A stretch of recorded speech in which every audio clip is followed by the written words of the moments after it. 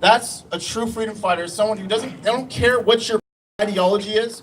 I don't care if you're black, white, brown, gay, straight. I don't care who you are, okay? We fight for everybody's right to be free. Okay? Yeah!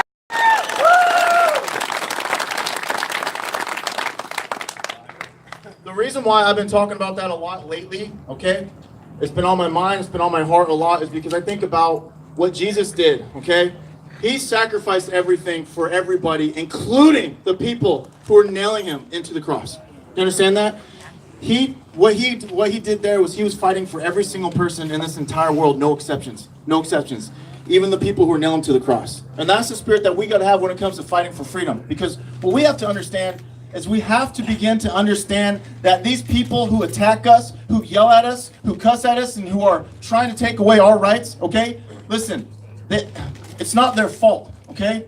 They're not the enemy. The enemy is the people at the top.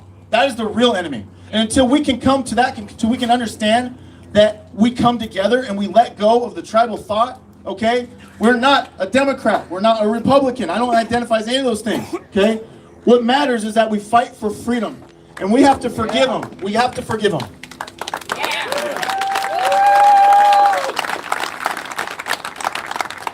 See, when Jesus was on the cross, he said, "Forgive them, Father, for they know not what they've done," okay? It's the exact same thing. We have people running around this country marching to take away our own God-given rights, okay? It's not their fault. They've been raised in a school system that's brainwashing our kids, okay? With the media, the social media, all the brainwashing. It's just nonstop lies, nonstop. And what we have to do is we have to pull them out of the matrix. We have to help them understand. And one of the best ways to win over people is to, excuse my language, but to not be an asshole. Be a good person. Yep. No matter how you're treated, respond in kindness, respond in love. Because people are watching. People are always watching. Okay? One of the first times I went to Portland, no one even knew who I was. I just went down there with Trump flags after Trump had won election. Okay? So they were kind of not happy at that point. But one of the things, though, I didn't know what journey I was going to go on. I had no idea that I would be here today with all of you amazing people. Okay? What happened was, I was wearing a GoPro, and throughout the whole entire time, I was nice to people if they're nice to me, but if they mouth off, then I would mouth off back, okay? And I was even cussing at times, and I was just being a rude person to anyone who's being rude to me. The next morning, I wake up and I start going through the film, and I start watching myself, and I'm starting to see the way I'm treating these other people. And I was ambitious. I wanted to be someone that's going to start a movement, and I was looking at the way that I was treating these people. And I knew something was wrong. Something was not right with the way that I was treating them, even if they were being bad to me. And the thing is I made a commitment in that moment, in that time, to God. Okay, this is between me and God, that I'm gonna always respond in kindness, no matter what. I don't care what anyone does. I don't care if they spit in my face. I don't care how much they slander my name. I don't care if they assault me. Whatever they can do, whatever they can throw at me, it stops at me. It's not gonna go back to the rest of the world. Does that make sense? Yeah. So this is the thing that we really have to focus on, the fact that we have to unite. We got to win people over, and we do it by doing things like this, okay? And I appreciate all of you guys coming out here today. There's been a lot of hatred, a lot of anger about us coming in here. What's so bad about this? Yeah. Where's all those hateful, violent, racist people at? Is there anyone here? Is there anybody here that's racist? Is everybody here against racism? Yeah. Listen, they can only say racist so many times before people begin to wake up. Okay, we have people that literally follow us around to these different city council meetings, and they have the same talking points. They say the only reason why we're fighting for the Second Amendment is so that we can recruit white supremacists. Okay? No, the reason why we're fighting for the Second Amendment is so that we can continue to be free, continue to speak freely in this beautiful country, the United States of America.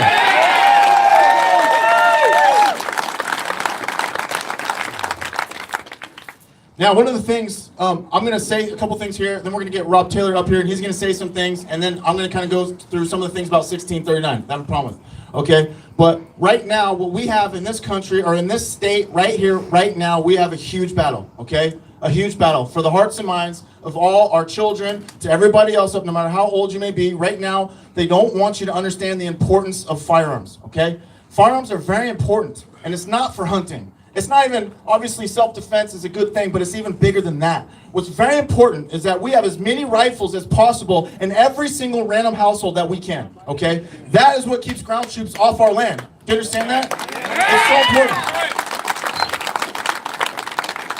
We have to understand that we have the largest army in the world. Not even our military. I'm talking about the citizens of America. We have the largest military in the world. And I'm telling you, all of you guys know, if you found out there's ground troops on the coast, where would you be?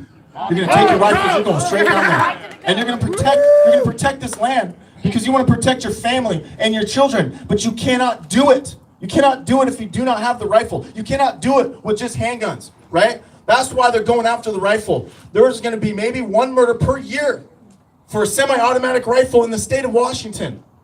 I don't think, I'm sorry for that person each year, but I don't think that that's a major issue to the point where we need to take away our God-given right to the Second Amendment. Do you agree? Yeah! One of the things that I'm very worried about, and I've been talking about this all the time, there's a group here today that's been going around with us to all the city council meetings, and I thank you guys for that, by the way, so they've heard me talk about this. One of the worst things about 1639 is it clearly states that you have to sign away your right to medical privacy, right? So what they're doing is they want to take you, a gun owner, and they want to say you're a second-class citizen. You're down here. You're down here because you want to exercise your God-given right. Now, the fact that they have full access to your medical records, somebody in some room at the state level, okay, is going to go through all your stuff, and somebody's going to determine whether you're eligible or not to exercise the Second Amendment. I say we're all eligible to the Second Amendment because we're American citizens. It's that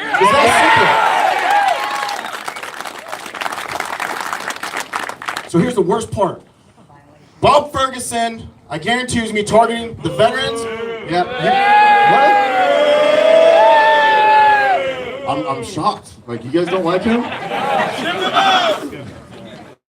Bob Ferguson is upset about what we've been doing, okay? The fact that we're taking a stand at a local level, the fact that sheriffs are standing against him, right? He's getting angry, okay? He's starting to throw a little bit of fit here and there, all right? Here's what's going to happen, though. He is going to target people. I guarantee you, people are going to be targeted. If they look hard enough in your medical records, they can find something to supposedly justify it. And we don't know if it's because you have PTSD. That's the first people they're going to go after. You understand that? The veterans. Veterans first. They're going to go straight after the veterans the exact same way the VA did by going after them and taking their guns without due process. We've already seen it happen at a federal level, okay? It's going to happen at a state level. The worst part, though, is that they're going to, if they determine some veteran in battleground, right? Oh, he has PTSD, we need to go take his guns, and they're going to tell your police chief that he needs to go to his house, kick his doors down, go take his guns, no questions asked, no warrant, and no due process. He won't stand alone. Listen to this. We cannot have the battleground police cannot be the enemy of you guys. Do you agree with that? It is the worst thing that can happen because we need the police to be on our side. They need to protect the Constitution, not destroy the Constitution. Protect and serve. That's right. They took an oath. They took an oath to the Constitution. Their number one priority is to protect the Constitution. And I do not care what the judges say. I do not care what process they're going to go through. I know for a fact that without due process, without a warrant, that is 100% unconstitutional. And we need to make sure that the battleground police understand, and we have to back them with an ordinance, okay, because we're putting them in a hard position. Make sure they understand that the Constitution is the law of the land. Yeah. Do you agree with that?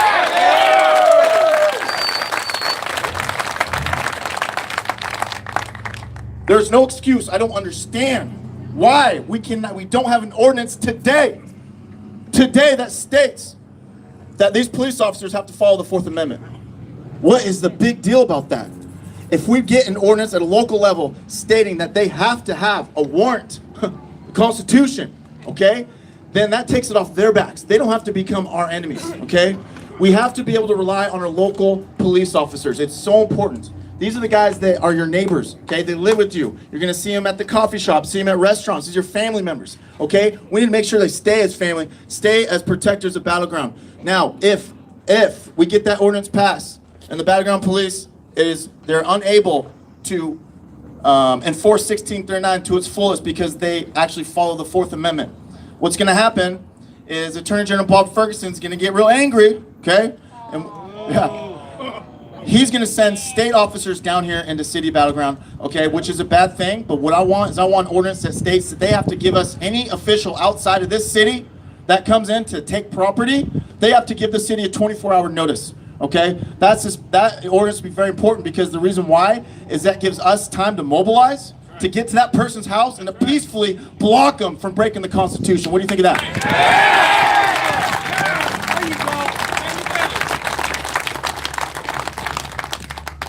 And you guys know about what happened in Bonner County in Idaho? Okay, well I'll tell you. All right. So there's two different situations. We had this just happened in Seattle about a year ago. This guy who open carried all the time in Seattle, okay, scary. People kept complaining about him. They made certain complaints like, oh, he's looking out his window all weird. Like that was literally on the court documents. Like he looks at people weird out his window. Police came to his house, kicked down his door, took his guns, no due process. No one cared. There was no outrage, nothing, okay? And for me, they're just testing to see what we'll put up with, okay? Now, about a year ago in Bonner County, actually, it's a little bit longer than that. Bonner County's in Idaho, okay? The VA was coming to take a veteran's guns without no due process, right? No warrant, nothing. The local sheriff and some Washington congressmen and a bunch of, I believe 3% was there, Oath Keepers were there, and then a whole bunch of local citizens just stood, like 150 to 200 people stood out in front of his house and said, no, you're not coming in here. Get a warrant. Get a warrant.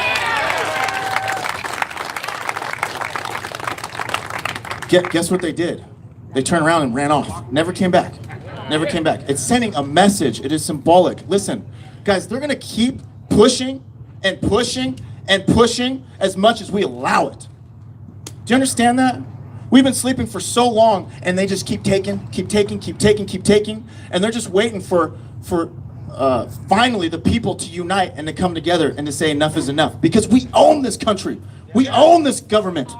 They have to do what we say. They work for us, and we have to change that state of mind. We have to help the people understand that these Bob Ferguson works for us. Right? He's running around acting like he's all high and mighty, okay? You can see it in his voice. You can see it in his eyes, okay? I think he got bullied a lot when he was younger or something, okay? He believes that he rules over you guys. And one of the best things you can do, the best thing to teach him a lesson, to show him who's in charge, is you get a local ordinance to disrupt his gun-grabbing bill, Initiative 1639. What do you guys think of that? Yeah! So, and this is the thing. This is just the beginning, okay? Getting one ordinance passed about the 1639, that's just the beginning, because at the end of the day, it's not just about our guns. Guns are very important, but it's not about that. It's about all the ways that this Olympia, all the ways that Washington, D.C. has slowly been destroying our rights and our liberties. And there has to be a way that we can push back, not so that we break the law. We're going to say we're going to honor the law, which is the Constitution. And we can do it at a local level, guys. Do you understand that? This is your city, okay? Your city council members live next to you. You can walk in there and go talk to them, have a conversation. You have the ability to influence. And I want to remind something. This isn't a threat. I just want you guys to know this, okay? We have 3 city council members up for re-election this year. Do you think that this is going to be kind of important for the election? Yeah. A very important issue? Okay? Yeah. If we get pushback, if we don't get the support that we feel like we should get as citizens of Battleground, we need to find 3 people who will. Who will. One of the things, another reason why this isn't just about guns, okay? I apologize if you guys heard me talk about this, but I think about this stuff all the time, okay? Right now in China, okay, they're going after all the Christians, all over, because the Chinese government can do whatever the hell they want because the citizens can't protect themselves, right? And so right now they're going to all the different churches, they're tearing down churches, okay? They're taking some of the famous pastors and putting them in prison, okay? And a lot of times what these people do, because they're so passionate about their belief in Jesus, a lot of them, when they know that the government's coming to tear down a church, they'll climb up 5 stories and they'll tie themselves, a group of like 10 people tie themselves around the cross, okay? That means that they're willing to go down with the church. That's that is some real courage and some real conviction. See, because they believe in something bigger than themselves. They believe in something that is spiritual. It is beyond anything of this world. Otherwise, you're not going to have the courage to go up there and to tie yourself to that cross. And what I want to know, okay, where is that courage in our country? Where's that? These people are willing to put their lives on the line going up on that cross. Where's that courage? The same courage that our veterans have, that they're willing to fly all the way across the country, leave their families behind, may never see them ever again, okay? They're willing to do that for you guys, okay? Yeah. It is our moral obligation to do that here. As citizens of the United States of America, we have to have the same attitude that firefighters have, okay? Think about what firefighters do. They run into a burning building when everybody's running out, right? That's what we got to do. And the thing is that a couple of years ago, when I decided to change my life around, when I decided that I'm actually going to take the problems in this country and put it on my shoulders, okay? It's been a huge journey, but I couldn't have asked for anything better than what I've been through in the last 2 years. All the hatred that I've received, all of the lying, okay, all the times I've been assaulted, none of that compares to anything compared to the satisfaction of fighting for something that I believe in. And I will never go back. I will never go back. And what you guys got to do is you got to find out what talents you have, the way that you can participate. We all have our own talents, and you got to go and you got to fight for this country in any single capacity that you can. You guys feel me? Yeah. Okay, so one of the things that happened, okay, our forefathers, what they decided to do is that they decided that King George doesn't represent the people anymore, okay? Well, he never did, really, okay? So they decided, they came up with an idea that they're going to do something crazy, right? Absolutely crazy. Okay, they came up with this weird, insane philosophy that instead of the people working for the government, that the government needs to work for the people, okay? And they signed this Declaration of Independence, and what they did by signing that Declaration of Independence, they pretty much signed their death penalty, okay? Because that's treason. And they put their name out there. They put their name on this document, shoved it in the king's face and said, we're independent now. Come do something, okay? That's the spirit that we have to have because they were divine. Again, they're about the higher cause, okay? We have people that are afraid to say that we have people who are afraid to say, I'm conservative on the West Coast. Because what? You're afraid of being made fun of? What are we afraid of? What is it that we're so afraid of? Look at how beautiful this is here today, right? There's nothing to be ashamed of to believe level, okay? Because the further away, the person who's controlling you, the further away, okay, the less they care about who you are. And they want to bring it to a smaller level. Each state was technically, in a way, its own country, okay? But they worked together to have a federal government, which was a necessary evil, unfortunately, okay? And it just got bigger and bigger and bigger and bigger, okay? Now we got to look at the state of Washington, okay? A lot of people are leaving the state. A lot of people have lost faith. They've lost hope because Seattle is constantly telling us what to do. Hey, do you guys like Seattle? No. No? Okay. You guys don't like Bob Ferguson or Seattle? So everyone's losing faith and losing hope, okay? And the faith and the hope that I now have and that other people now have is that we can say that Olympia does not represent us anymore. They do not represent us. No. And one of the ways that you can push back is at a local level because Battleground represents you guys, correct? Yeah. Yes. So you guys can do stuff at a local level. And what's going to happen when you start getting these ordinances together and we get other counties to do it, we get other cities to do it, okay? When these things happen, it makes you guys more powerful, more than just a single voter, right? You have an entire county that's pushing back against Bob Ferguson, an entire city. And when all these cities and counties come together, we can fight together so that when they put bills up that are unconstitutional, we can right away automatically say, nope, if you guys pass that, it doesn't impact us because we follow the Constitution in Battleground and nothing else. Amen. So that's the thing is that when people begin to feel that they get that rush, right? You get an ordinance passed at a local level, you're like, oh wow, I can do something. That's not going to be enough for you. You're just getting a taste. And they're going to go out and you're going to make sure you get people to vote. You're going to make sure that you truly change this country because the votes are out there to take back Washington, ladies and gentlemen. We're just not voting. 1 million votes come out of Seattle. There's 3 million total voters in the state of Washington, registered voters.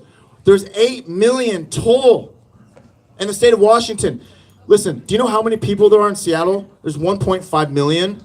and 1 million of them vote, okay, we can take this state back, guys. I'm telling you, we can do it. Yeah. We can do it.